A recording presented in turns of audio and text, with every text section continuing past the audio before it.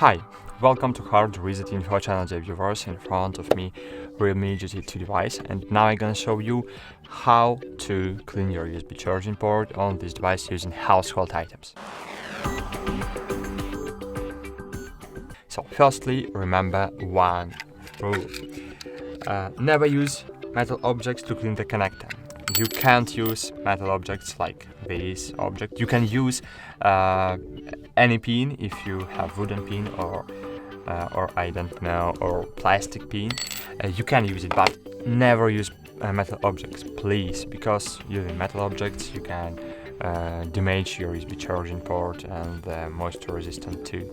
So I suggest to use an old toothbrush, for example, as you no longer use, and toothbrush is the best tool to clean your connector.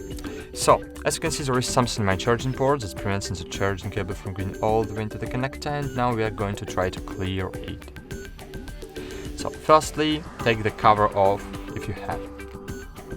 Take the cover off. Here we have our beautiful Realme device.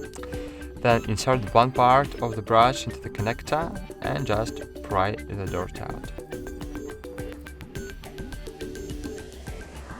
Okay, that's it.